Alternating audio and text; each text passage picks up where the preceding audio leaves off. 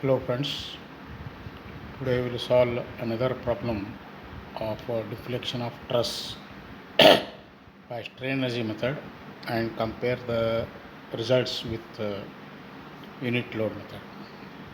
The problem statement is determine the horizontal component of deflection at point E by strain energy method and check the result by unit load method.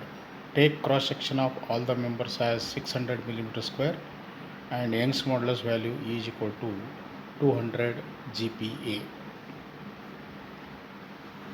First we will calculate the reactions at A and B. The load applied is horizontal of 120 kN at E. So reaction at A horizontal component will be 120 kN.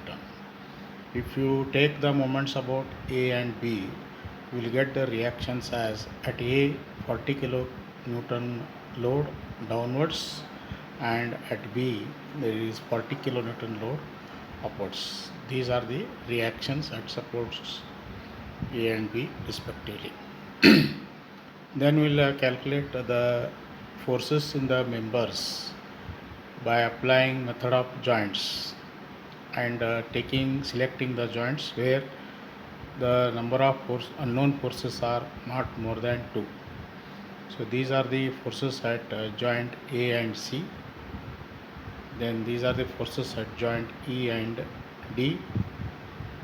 Total results are by strain energy method. We have to take P square L by A and summation P square L by A into 1 by WE will be the deflection at particular point.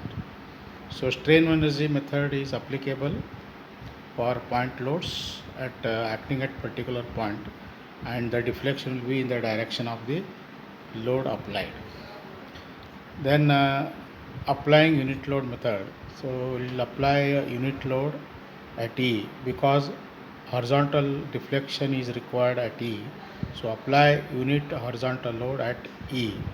Reaction at A horizontal it will be 1 towards left. And if you take moment of all the forces for calculating reactions at A and B, the reaction at A will be equal to 0.33 downwards and at C it will be 0.33 upwards. So these are the forces in the members due to unit horizontal load applied at E. Then listing the results we get, that is PKL by A. P is the forces in the members due to the applied load. K is forces in the member due to application of unit load at particular point, and sum of PKL by A is 1736. So delta will be equal to sigma PKL by AE. So from this we get horizontal deflection as 8.68 millimeter, whereas from earlier results we have 8.72 millimeters. Okay, thank you.